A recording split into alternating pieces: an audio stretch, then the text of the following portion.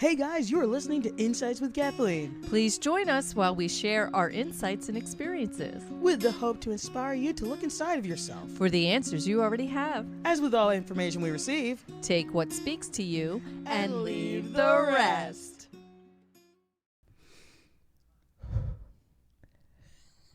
Welcome back, everyone. Welcome back, everyone. How are you doing?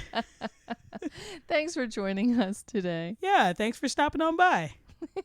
Sherry and I are having some Technical difficulties? How do you want to label people it? difficulties. People difficulties today. Me. No, she's I'll great. own it. She's great, guys. She's great. That's why your name is in the show. She's the best. Oh, do go on. Yes, I will. So, do go on. What are we talking about today? No, don't do that to me. All right. So basically, we were just talking a little bit ago, and, we were just thinking of ideas, calling in our team, all of that stuff. And I was listing a couple of things, and one of them had to do with, fear, kind of fear of the unknown. And I think specifically what I said is, I'm scared to meditate because, what if I get bad news, or what if it's something I don't want to hear? So I was putting off meditating because I was like, well, what if it's bad? Yeah, and there's so much right there that we can just tear apart. Yeah. But let's do first things first. Okay. Right? The procrastinating part to meditate because you don't want to hear something. Yes. Right. Yes. So meditation, first of Right. all, meditation is not always about hearing. It is about receiving, Right. but it's not always about hearing messages. Sometimes it's about receiving energy. Sometimes it's about receiving clearing. Oh. Yeah. I did not think of these things as options. Sometimes it's about receiving a slower heart rate so that you can breathe and feel better. All right. No, yeah. Okay. No, so, yeah. and we could come back to that Yes. if you'd like. But I want to go back and dig a little deeper into the fear part, more specifically around you saying you're afraid of the messages. Kind of because what she said to me very briefly, because just to give you a little window into how this works for us behind the scenes, Yes. is Sherry and I will take all this time to set up all this equipment, which she so graciously and generously shares with you and me. And then Welcome. from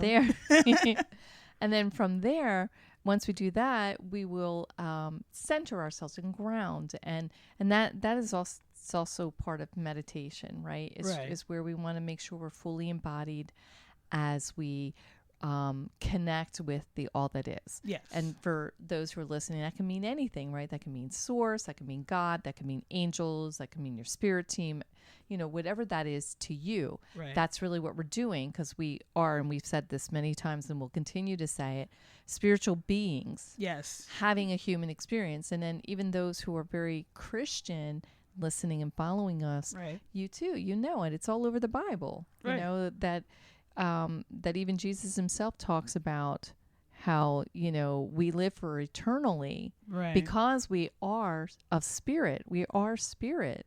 We are, I was going to say angelic, but we are spiritual beings. And when right now we're having this individual experience in this human body, and when we leave and the energy leaves this body and it goes up and it connects with the all that is, all the other energy. Right. And then it becomes that one. Ooh. Okay. So that's what we're doing. Yes. All right. And then from there, after we're connecting with all of this resource that everybody has, Right. everyone has it. Which not is just very the cool. Not just the mediums and the psychics. Everyone Everybody. has it. Everybody has it. You just need to be open to it. And sometimes that means quieting, right? Connecting and quieting. And that's kind of what we're doing. And then we're inviting in, because that's the other thing, because we all have free will, and we're inviting in Right. the help, right? So it's not just yeah. going to show up unless we ask it to. Right. Right. Okay. So that's what Sherry and I do. We invite in our spirit team. We invite in the love above energy, right? For those who could be afraid to do this because, well, what if these bad things come through? Or something bad. Well, guess what? You're a powerful being. You get to dictate what you're going to accept. Oh, nice. Right. That feels so powerful.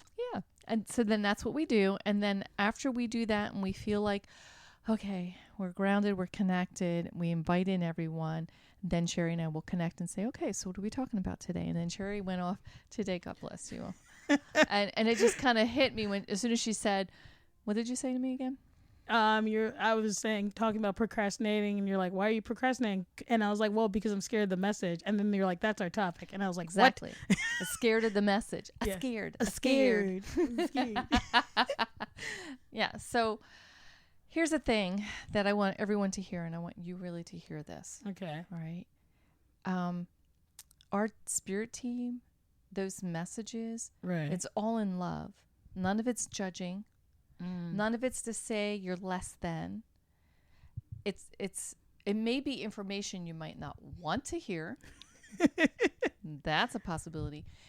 Anytime anyone is channeling for you, or anytime you're doing that for yourself, right? If you're receiving in something that is beating you down, something that's telling you you're less than, you're unworthy, anything that sounds judgmental or harsh, yeah, that's not your team. That is not your team. Huh. That's distortion. Because that's a big one. Right. And that could be your own mind coming in. That could be other energies that are hanging around and have gotten distorted on their own and that need love and healing. It's not something to fear. Okay. Right? It's something to send loving light out to. Not that you're asking it to come to you. Right. You're just going to call on, the all it is, and call on grace of healing, grace of releasing, grace of sending it home to evolve. Now, you say that before. What is grace of healing again? What is that? So there's all these universal, and when I say universal, I mean more than just the earth. Right. Universal laws that are out there and how we engage with different energies. Right. And, I said earlier, we're here as human beings with free will. Right. Free will. So our angels won't even come to help us unless we ask them to. Oh, okay. Right. So it also goes with that because of the free will, and especially as human beings, we always want to ask things in grace. Right. Because of free will. Yeah. Oh, yeah. And we don't always know what the plan is for that soul. Right. What did they come here to do, learn, receive, release, right? We don't know.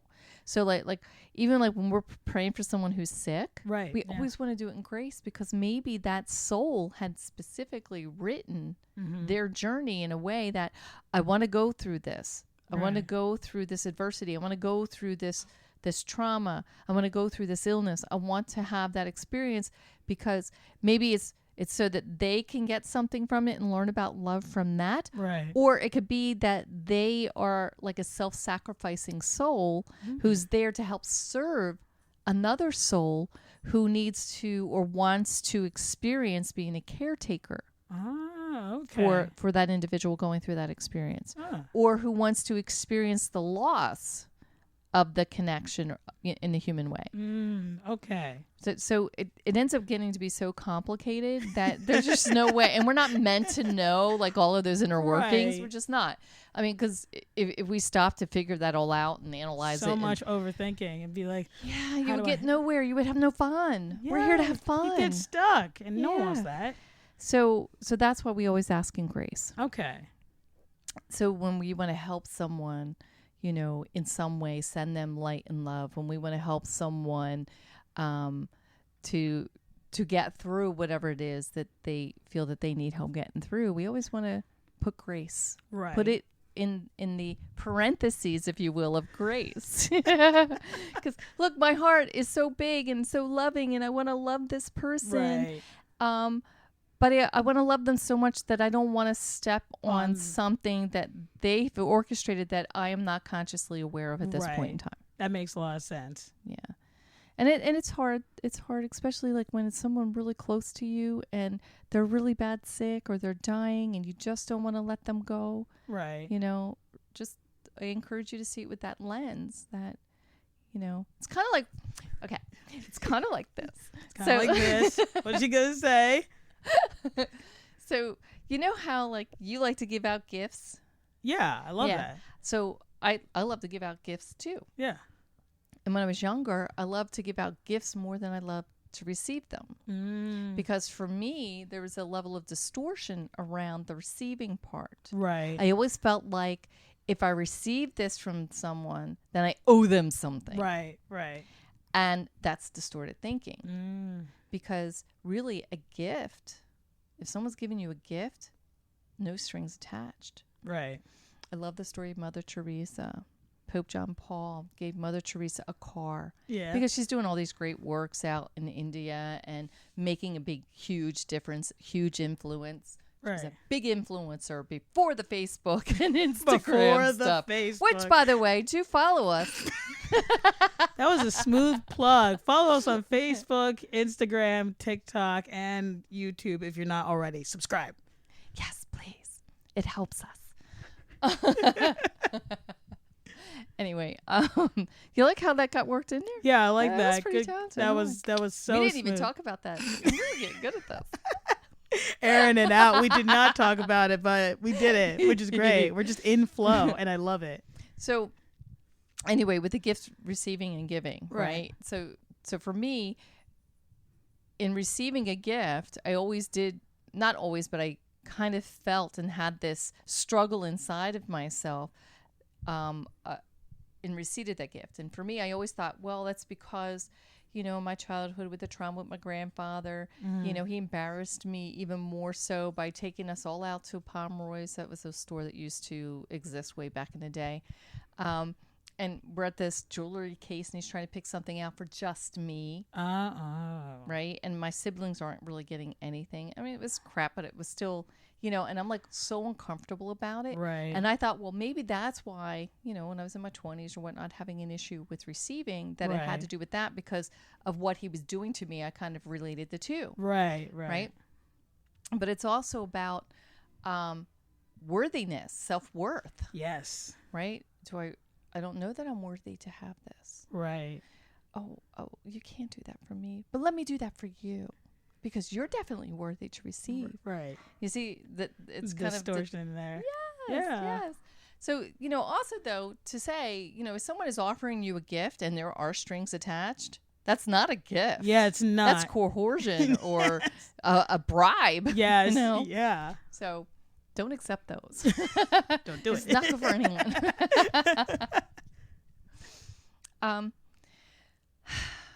So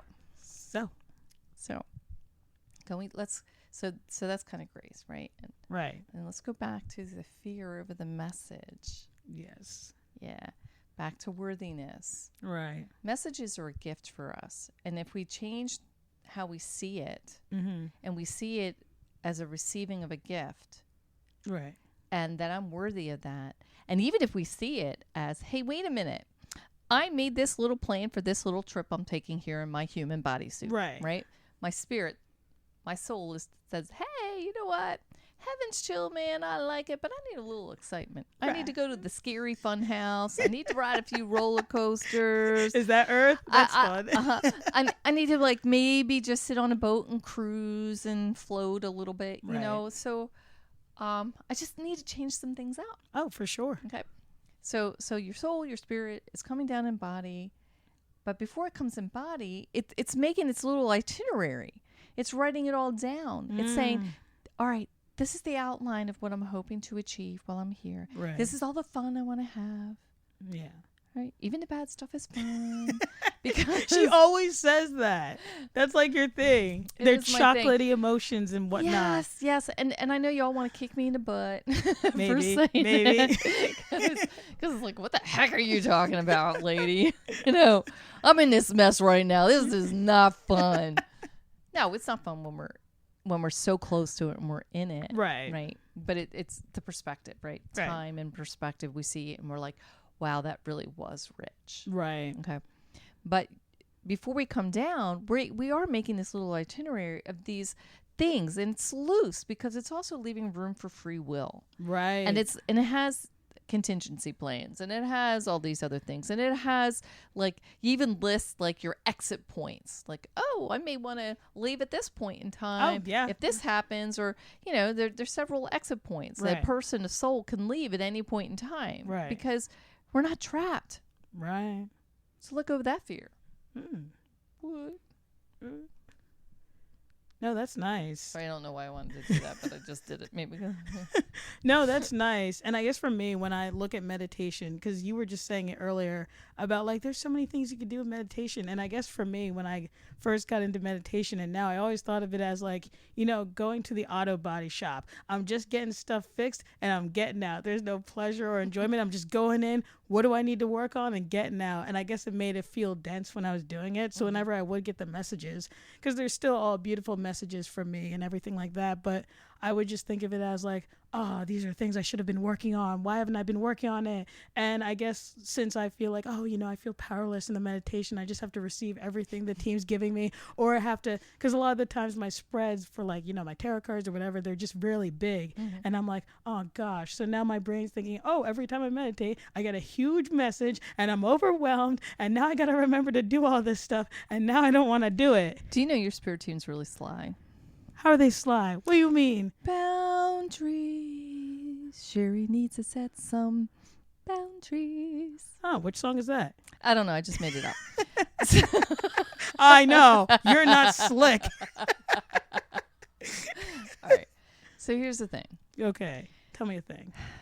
We get to dictate Right. how we want to interact. We get to decide and spell out Right. how we want something to go. So every time I sit down to do a reading such as that, Right. right? And for those of you who don't really do readings and tarot card readings or angel card readings, it's a way to help focus yourself for a meditation. Which is nice, because I didn't know that's what that was before, you know, in Christianity. I'm like, this is like voodoo or something, but it's like, oh, no, it just helps you focus in your meditation. So if you don't understand something, you fear it. Yeah, yeah, that's like my thing, I guess. Yeah. So, but it's not just your thing. A lot of people have it, right? Yeah. Even me too. It is a way to help focus your energy. It is a way to communicate as we learn to quiet our minds and listen. Oh, okay. So it's kind of like, think of it like it's a little kid toy that helps them to start walking. It helps hold their balance a little bit. See, that sounds less scary. Mm-hmm. So the thing is you get to say, even before you shuffle that deck, you get to say, okay, team, this is how I want to do this. This is my intention for today. Nice. Yeah, my head hurts. I only want 3 cards spread, please. Get it all done in those 3 cards. And let's keep it brief. Right. Okay? Yeah. And please give me the confidence and courage and wherefore all to be able to honor that as well. See, that's nice. Because I guess for me, whenever I do it, I'm like, I'm scared to set the boundaries because I'm like, oh my gosh, what if I miss something? If I'm like only doing 3 cards or what, you know, that's like the fear of missing out on a message. That would be Yeah. So, yeah, fear of missing out. Yeah. Fear of not doing. I do apologize for the background noise. We did try to let people know that we were recording. We do have company in the house, so hopefully you can hear it okay. They're just having fun. Nobody's dying. Good caveat. Nobody's dying in here today. Not today. Nope. No. See, and I think that you're just now getting to the root of that. Right? The fear of missing out, the fear of not understanding the message, the fear of not doing something. Right. Hey, you know, y'all see me, right? I could use with doing a lot more exercise and eating better. I'm just saying. I could. No, I want to go there because right now that is something I could certainly sit here and judge and be in fear of, oh, I'm unworthy. I'm not doing what I should be doing. Right. And I say that because people can relate to that. Right. Yeah. So I let go of it and said, you know what? I am where I'm supposed to be right here and now. Nice. I am receiving in the way that I'm supposed to receive right here and now. Right. And when all of me is really ready to do what really needs to happen, it's going to happen. And it's going to be like that. That's nice. Yes. So here's the thing. Okay. Right? Breathe. Nice. Breathe. Trust that if you need to have something or do something right now, your team has your back. Your team loves you so very much. They will kick you in the head if they have to, if it has to happen right now. Right. But this is all part of that journey. Yeah. right? This is the part of the growing Yeah. is sometimes procrastinating. What's that feel like? You know? Ooh, I'm procrastinating. I do that too. I will procrastinate stuff. No. And then I actually like it. Ew. I know, it's so weird. It's like, hey, I'm You- going to procrastinate cleaning my house. I love And yeah, I'm going to love every minute of it. And I'm going to work on not judging myself for it. Were you always like this? No. Who says that? I'm gonna No. procrastinate. I just want to feel it. And it's fun. Well, okay. And it's not really feeling the procrastination it's fun. Right. What's fun is feeling me not judging me for it. Ah, okay. You see? Okay. So we can say all these terms. We can say, oh, I'm procrastinating. I'm such a bad person. But Right. it's not the procrastination that's bad. It's your judgment of it. Yeah. Yeah. And that really causes most of the suffering that all of us have. You know, that makes sense. And it's judging you and it's judging others. Yeah.